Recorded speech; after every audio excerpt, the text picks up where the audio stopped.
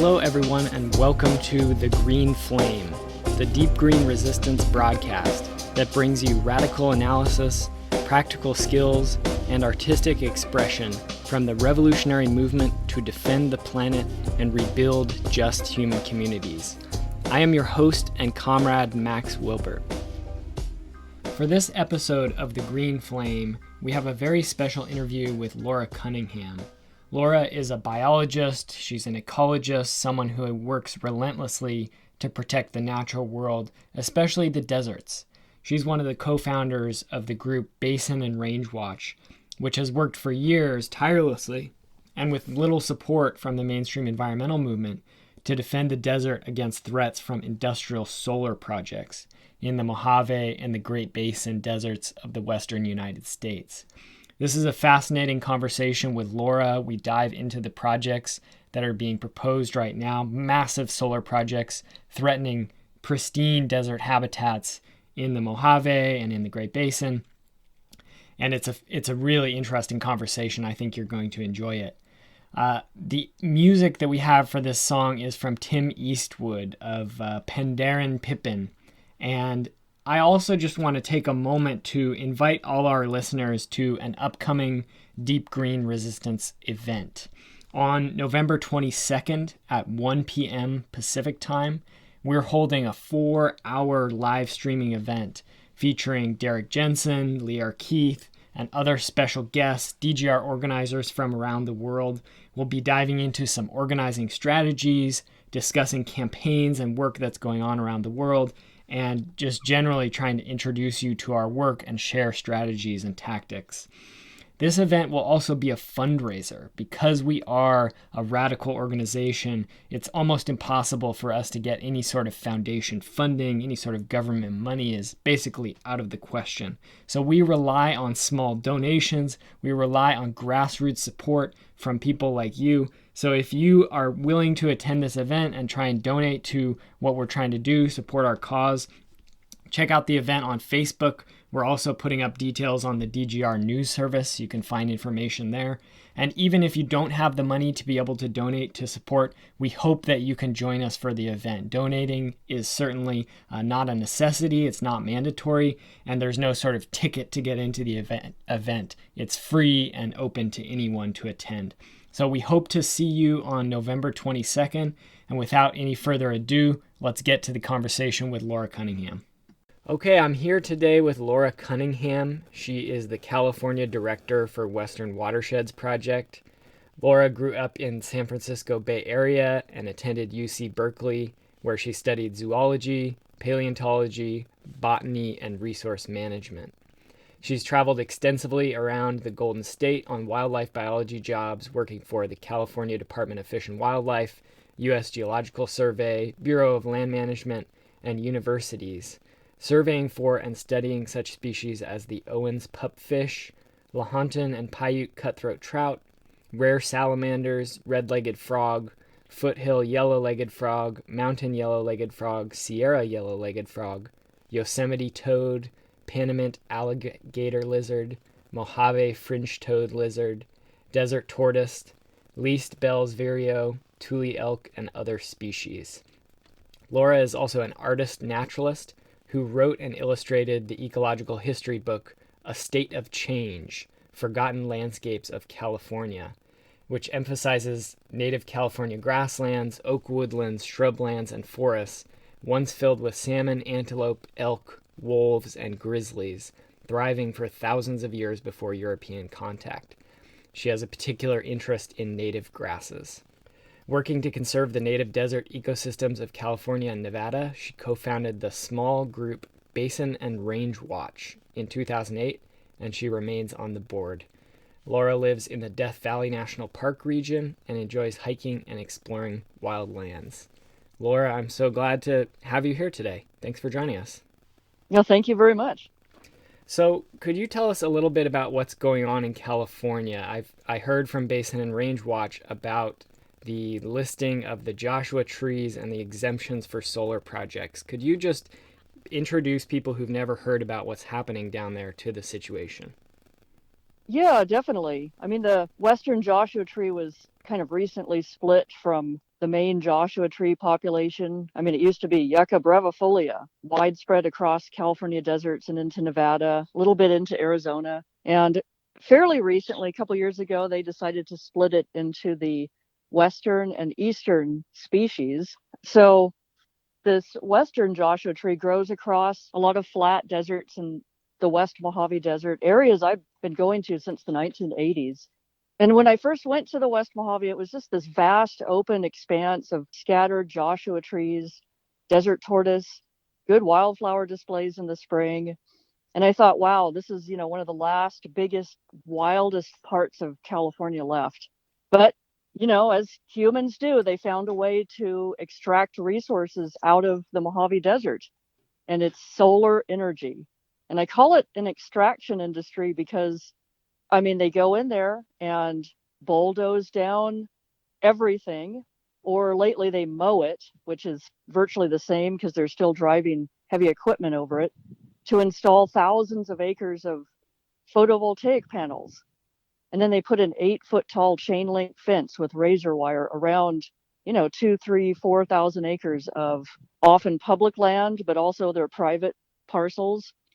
And so to me, this is energy sprawl, and it completely destroys ecosystems, degrades them, has impacts around local communities get impacted. And Joshua trees have suffered. This started around 2009 to 2010, this big push for, this wasteland of the desert. We'll just cover it with solar panels and make energy. And the common argument was for the tortoise Joshua tree, well, we have to kill some now. They have to sacrifice some in order to save the species for climate change in the future, which I always thought was a completely false choice because we could put all these photovoltaic solar panels on rooftops, over parking lot shade structures in cities. Hey, who wouldn't want a shaded parking lot in the summer? Really disturbed brownfields near load centers. I mean, there's just abundant alternatives to paving over intact, functioning, healthy ecosystems with solar. So the Western Joshua tree's actually been suffering for a while now. And then in 2019, the large national group Center for Biological Diversity decided to petition to list the Western Joshua tree under the California Endangered Species Act. So just the California portion, because that species grows into Nevada. And I had a little bit of problem with that because it's actually a widespread, common plant, and there are hundreds of extremely rare, very local plants that are in dire need of protection and listing, and they're not getting hearings, they're not getting big pushes. So I mean, I accepted it. I thought, okay, but it would still be good to protect Joshua trees from all this. There's urban development going on where they remove them. Wildfires have taken out big chunks. There's cattle grazing and sheep grazing also impacts. There's quite a lot of that going on in the desert still. So I thought, okay, well, maybe we can protect Joshua trees. Good. What the process is the California Fish and Game Commission, which is kind of a parallel entity to the California Department of Fish and Wildlife. And they both oversee this California State Endangered Species Act. The Fish and Game Commission had a public hearing to gain comments, public comments, discuss how to go about this in August of 2020.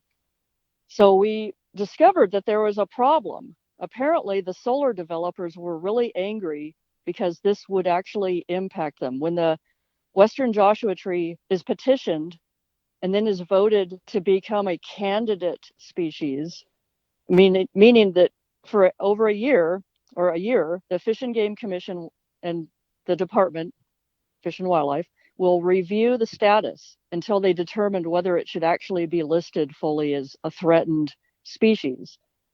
So in August 20, the Fish and Game Commission voted, yes, there's enough evidence from the petitioner and the scientists to say this should be a candidate species now for a year.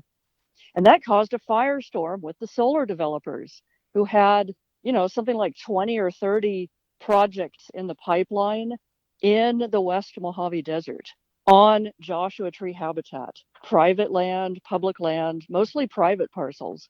But the State Endangered Species Act covers these private lands especially.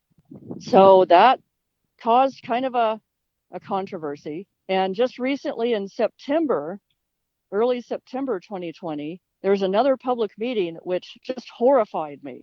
This was my worst fear, and it happened. The Fish and Game Commission came, and Brendan Cummings of the Center for Biological Diversity was there, the petitioner. So the Solar Energy Industry Association representative was there, and they pleaded they needed to keep moving. They had, tax incentives to get, and if Biden gets president, they'll get grants and loans probably, and they need to start their groundbreaking activities. Joshua Tree be damned. And unfortunately, the Fish and Game Commission gave in to them and used a rarely invoked exemption in the California Fish and Game Code, Section 2084. It's kind of seared into my mind now because I had to look it up. Under emergency situations, the Fish and Game Commission can basically just do whatever it wants and allow any development of a candidate threatened or endangered species, take, killing, unlimited. And apparently from prior precedent using this, they specifically said during this public meeting, well, the emergency is a dire threat to human health, hazard to human health, which is climate change. So if we don't immediately destroy thousands of acres of Joshua trees now to build solar, if we stop the solar, that could actually apparently harm human health from climate change. So there might be as many as 60,000 acres that are going to get this emergency exemption from the California Endangered Species Act, something like 15 solar projects.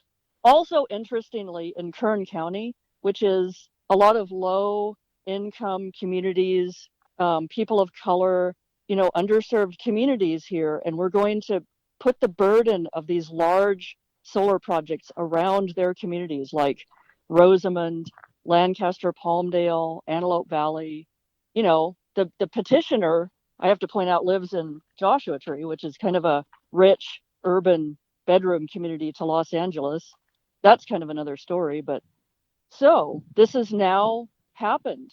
The solar developers can start bulldozing Joshua trees, which are supposed to be protected now under this candidate status, but they got this exemption because, we have to kill the Joshua trees now in order to save them from climate change in the future. Well, thank you so much for explaining this. I'm reminded of Naomi Klein's 2007 book, The Shock Doctrine. And it's somewhat ironic that I'm reminded of this book because Naomi Klein is one of the biggest boosters for the solar industry, the wind industry, all of the renewable energy technologies, which are being promoted as the quote-unquote solution to the very real, very dangerous climate crisis that we're facing. But I'm reminded of her book because of how she talks about how governments and corporations create and exploit fear in populations in these sort of emergency conditions to justify the forcing through of policies that transfer public lands to private hands, that transfer massive public subsidies to corporations and to the wealthy, or in a case like this, override environmental regulations for the so-called greater good. And it's quite dystopian, the idea that to save the planet, we have to destroy it. It really has a sort of ring of 1984 and an Orwellian sort of quality to it.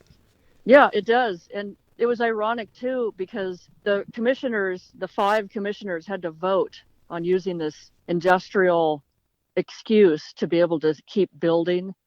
And there was a dissenting vote. So it was actually a 4-1 vote, yes. And the dissenting vote was Vice President Samantha Murray of the California Fish and Game Commission. And she gave kind of an eloquent speech saying why she dissented in giving this 2084 exemption to the solar industry. She said, why didn't we do a Section 2081, which is not unlimited take, but gives a certain amount of take and a more heavy burden of avoidance and mitigation measures on the solar developers. It's a much more controlled exemption. It's not really an exemption. It's like a better process for the taking of a candidate species. She said the petition was in 2019. It was well advertised. The solar industry obviously knew about it. They had abundant time to be proactive in siting their projects away from Joshua trees. They had plenty of time to work this out, but they chose to, right, just what you said. They waited to the last minute, and then the Solar Industry Association person said, well, the earth and ecosystems are in danger of imminent collapse unless we don't get this emergency exemption to build solar projects on Joshua tree habitat. He actually said that. So we have fear tactics. We're not rationally planning for climate change, which, I wrote a letter saying, why didn't we consider the alternatives of distributed energy resources, energy efficiency, rooftop solar, community gardens to feed apartment buildings in the city? Why didn't we get much more of this instead of always choosing this, so-called wasteland, which is actually full of life, diverse life? The soils and the Joshua trees store carbon. So we're actually releasing carbon into the atmosphere when we bulldoze them. But this, as usual here, it's been 10 years of solar build out in the desert, and we're still not planning properly, I think. Well, thank you for that. And I want to ask you in a minute to help paint a picture for people of these desert areas and what they look like, what they smell like, what the experience is of being there, for somebody who's never been there before. But first, I just think it's important to point out that even their fundamental premise that solar is essential to protect us from global warming and save the planet, including saving Joshua trees, the evidence for that is actually very weak or non-existent. And I say that as somebody who's the co-author of a book called Bright Green Lies, which is scheduled to be released early next year, co-authored with Derek Jensen and Lear Keith. And we go into this in detail. And we live in this globalized economy, and it's possible to look at a very isolated case like a certain country or a certain area and say, okay, solar energy has perhaps caused emissions to decline in this region. But it's sort of a false way to look at things because we live in such an interconnected global economy. And at the level of greenhouse gases, the only level that matters is the international level. And on the international level, the rise of renewable energy, the rise of solar, has corresponded with an even larger rise in fossil fuel consumption. There's no decline in fossil fuel usage. There's no decline in greenhouse gas emissions that has been associated with rising solar and rising alternative energy technologies for a lot of reasons that we get into in detail in that book. But I just think it's important to point out because they're pushing past this premise that solar will protect us from climate change. And that premise is actually not very well supported by real world evidence. There's theories that say that it could work, but those theories have not been proven by the data. That's a really good point. I mean, now that I've seen 10 years of solar build out, I was opposing the giant Ivanpah solar power towers in Eastern California desert. I mean, that was a beautiful sloping desert next to the Mojave National Preserve, full of Mojave yuccas, rare plants, their wildflower blooms. I mean, just tons of we'd find horned lizards, black-throated sparrows, cactus wrens, beautiful little sidewinder snakes, harmless, always just wanting to live in this area. Tortoises, a lot of tortoises. And it all got flattened, graded, run over by heavy machinery. And now it's just a disturbed weed field with a giant fence around it. And I looked at that. It's the whole project. I'm trying to remember. I think it was about 400 megawatts of energy, but it had a natural gas backup. Then we saw others and others, still others, tens of thousands of acres more of the desert just going under the blade for solar panels. And I have not noticed a decline in carbon emissions. And of course, this is just one part of the world, the Mojave Desert. it does make me think more recently, how much solar will it take to cover the desert before we start to see that, downturn in carbon emissions? I think never. I mean, it's like this never ending scenario of we need more and more land, but we're not going to reduce our, standard of living. I think the lesson of the pandemic to me is that we had like what? I mean, I've heard different numbers, but like a 17% decline in carbon emissions. Maybe it was 12, but a sort of a gigantic lowering of carbon emissions, what we've been wanting to have, but it took us, really lowering our standard of living, being much more efficient, not burning a lot of fossil fuel. I mean, that's actually maybe what we sort of have to do in a non-pandemic situation, is alter our, whole way of living in the globe, and it's a daunting task. But I just don't see us, here we're going to build 60,000 acres of photovoltaic projects. Some of them will have lithium ion battery bank storage on protected Joshua tree habitat. And that, I predict, will not lower carbon emissions one iota.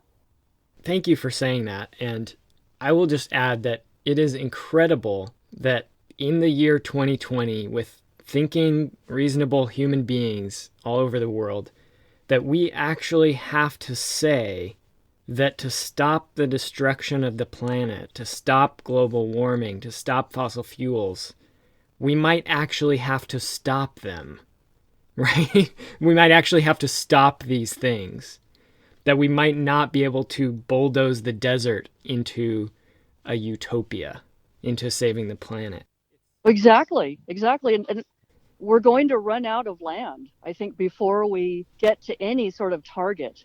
Yeah, so to go back a little bit, you've already done some of this, but I know that you're somebody who has a deep relationship with the land and spends a lot of time out on the land in these different places. Could you talk about, some of these sites of these proposed solar projects, the 15 to 30 projects in the Western Mojave that you mentioned that are exempted from these Joshua tree protections, but also some of the other sites that are under threat currently or have already been destroyed for, so-called renewable energy projects in the Nevada and California deserts? Yeah, well, I mean, I'll tell you a story about the West Mojave and when I first really got to know it. It's more flat. It has these interesting hills and buttes surrounded by views of the Sierra Nevada, the San Gabriel Mountains, San Bernardino Mountains.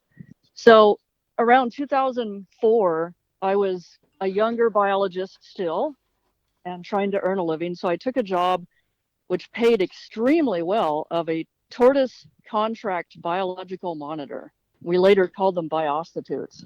And it was just, I joined the ranks of an army of biologists who were going to translocate tortoises out of a 20 square mile development near California City for a Hyundai car testing track. And this was before the solar era of the solar development, but I worked at this thinking, well, I'm helping the tortoises, we're moving them out of harm's way. But as the months went on, and it was a long job, it was working 10 to 12 hours a day, 7 days a week for months to get ready for the bulldozers.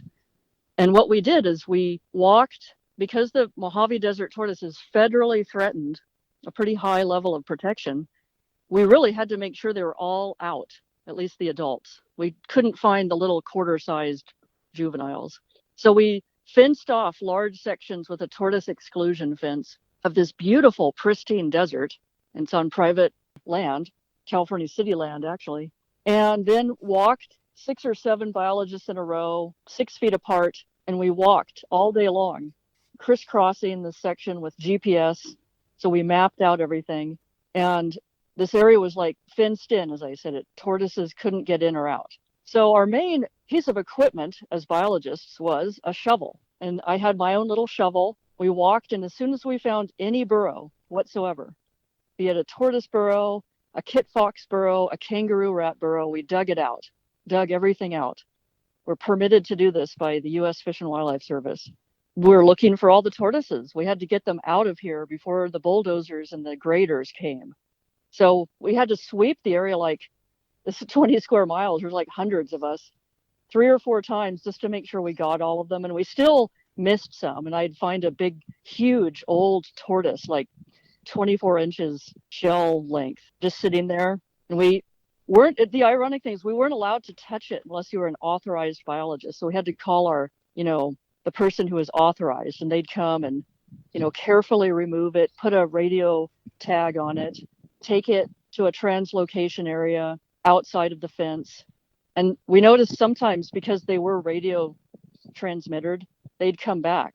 They'd make a beeline to get back to their little home range, which they knew. They have their burrows, the tortoises dig a little shallow pan in the dirt and it catches rainwater, so they know where they can drink. They have their bushes. I mean, there are abundant types of shrubs out there, like wolfberry has edible berries, really delicious, little red berries in the spring we'd eat. Creosote, burr sage, Mormon tea, a lot of Joshua trees scattered. Vernal pools in the spring that would be lined with yellow goldfield wildflowers. I mean, just beautiful wildflower areas too. And these tortoises would, like, you don't think of a tortoise traveling far, but one transmitted male took off 20 miles straight line in 2 weeks to get back. And then it hit the fence, the exclusion fence, and paced back and forth and started to overheat, and it had to be rescued. So I was watching all of this, and here I have my shovel and we're digging everything up. I'd dig up long burrows that were 10 feet down, and then you'd find a tortoise, buried down there. That's how they survive the heat of the summer and the cold in the winter. And if we came across a kit fox burrow, we'd have to try to haze the kit fox out. And at that time, there weren't too many protocols. We'd just like dig it out and it would run away. Go run away, fox. Go find another burrow somewhere else. There were burrowing owls that used these. The tortoise dug a lot of the burrows, and then other animals would use them. So burrowing owls would live in these underground burrows in the desert. We'd come across some, try to haze it out. Okay, go, burrowing owl, fly away, go somewhere. There have been a little bit better protocols lately because, we keep building on the desert and we keep displacing these animals. So there are more careful protocols to try to allow burrowing owls and kit foxes to find another home range. But as I was spending days and days building exclusion fences and clearing, that's what it's called, clearing the area of tortoises, and then other teams would translocate them to the recipient site. We'd get one section finished, and I'd be standing there next to some Joshua trees, and these huge machines would start coming. The scraper grader, which is some twin diesel engine machine with huge wheels that it lowers its midsection, and it just scrapes dirt, and then it can rise up this midsection, and it carries this gigantic amount of dirt, and then it can pile it up somewhere else. And this is how they just start removing the desert. And then they grade it flat in places. And I stood there, and the dust was coming up from these huge scraper grader machines, and I was thinking, wow, I don't know if I'm helping the tortoise here. I don't know if I can keep doing this. So, I completed my job, but that's when I decided to form Basin and Range Watch with Kevin Emmerich to fight against this. And then the whole solar energy sprawl push began, unfortunately. And guess what? They used the same machines, same techniques, same scraper graders after you've fenced off a section with a little 18-inch high tortoise exclusion fence made of hardware cloth.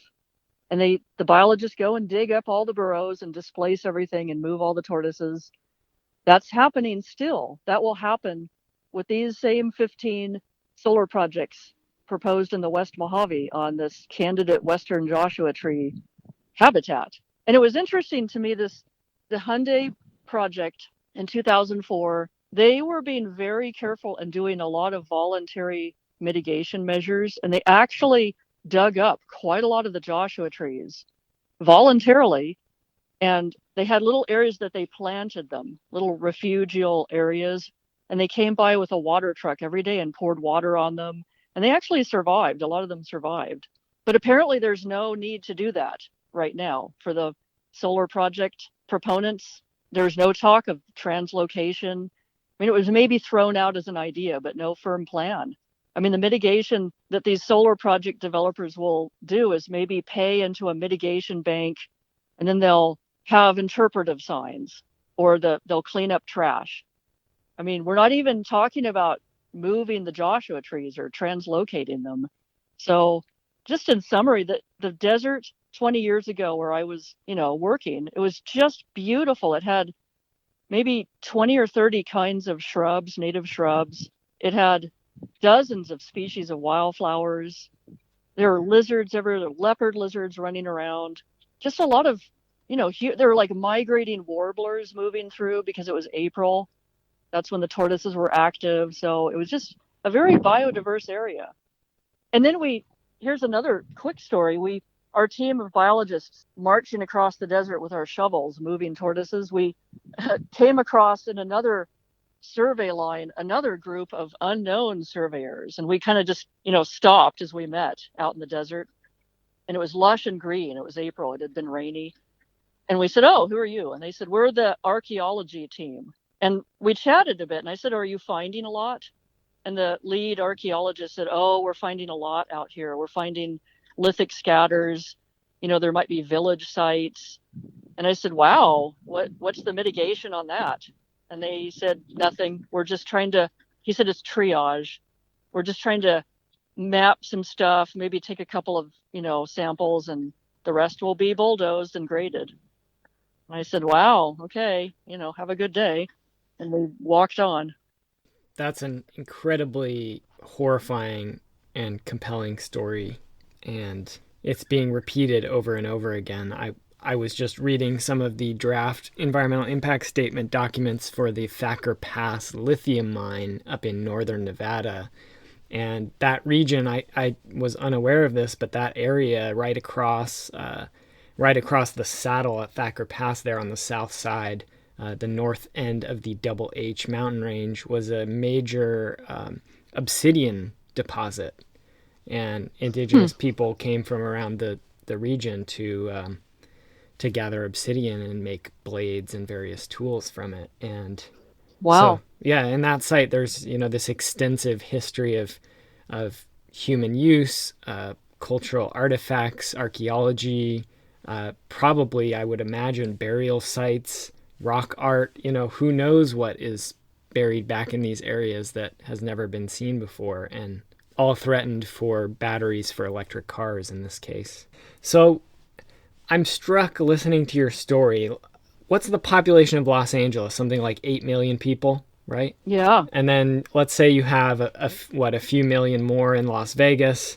Maybe, you include the counties and the outlying towns in these areas. Let's say you've got, maybe 15 million people between Los Angeles and Las Vegas and the regions in between and nearby. And it just is striking to me that of all those people, you and Kevin and the other people involved with Basin and Range Watch are the only people who I know of who are fighting back against this industrial solar devastation. It's incredibly striking to me. And so I got to imagine that there are hundreds, hopefully thousands, tens of thousands of people living in these regions who love the desert, who truly love the desert and want to protect it regardless of what it's threatened for, whether it be military bombing range expansion or housing developments or industrial solar sprawl or lithium mining or anything else. So if some of those people are listening to this conversation, how can they get involved in these fights? How can they support Basin and Range Watch? More broadly, how can they fight back against this type of industrial solar sprawl, specifically in the Mojave and Great Basin deserts? Yeah, good question. I mean, you can always go to our website at www.basinandrangewatch.org, and we've just tried to archive all the information and try to educate people. I mean, that's step one, is get educated that there are better alternatives to paving the desert, especially our public lands, which are not a renewable resource. I mean, if you really care about open space, public lands, carbon sequestration of native habitats, I mean, educate yourself. And then I think it's important to then, we have different events planned, such as we might have an event at this proposed Battleborn solar project in southern Nevada, which is on Mormon Mesa. Again, tortoise habitat, no Joshua trees there, but just a beautiful open space that is proposed to have like 400 megawatts of PV panels on it. So there's different events you can go to and read Max's book. I mean, this is like to me, it's a rabbit hole we're going down where we're depending on technology to save us. Human technology, I just don't think is going to save us from this. It's going to take lifestyle changes, really living more efficiently, and therefore get involved with the government agencies that govern your public lands, write comments, get involved with politicians, vote and write letters and call your representatives and say, instead of having a renewable portfolio standard that requires 50 or 100% more solar and wind and geothermal, maybe we should have better energy efficiency standards. Or, I could get into this whole other realm of just like, there's a really exciting new paper that was just released in the journal Nature about reaching Paris climate goals could be achieved really easily by actually restoring land, especially farmland, degraded rainforests, pasture land. And if this was restored to native ecosystems with native plants and wildlife, this would actually go a gigantic way to lowering our carbon emissions. And then it wouldn't take all this technological build out. It just would restore nature, and that actually sequesters more carbon than we realize. So, getting involved in whoever are the decision makers on that kind of thing and pushing them, not just say we need, to fight climate change and build solar, but get a little more educated about that. And there are better ways to, I think, reach climate change goals, and that is by restoring nature. So, I mean, those are a few of my suggestions. Well, Laura, thank you so much for joining us today. I really appreciate you being here. Well, thanks very much for your work, Max. This is Max Wilbert, one of the hosts of the Green Flame podcast. I want to thank you for listening to our show and let you know a few ways that you can support the Green Flame. First, you can subscribe to our platform using the podcasting system of your choice. We're listed on Apple Podcasts, Spotify, iHeartRadio, Pocket Cast, and all the rest. We're even on YouTube. Leaving us a positive review or rating on these platforms helps us reach a larger audience. You can also share these shows with your friends. If you're interested in donating to support the production of the Green Flame, please visit deepgreenresistance.org. And finally, the goal of this show is to activate people. So if you really want to support this show, start organizing in your own community. Thank you again for listening.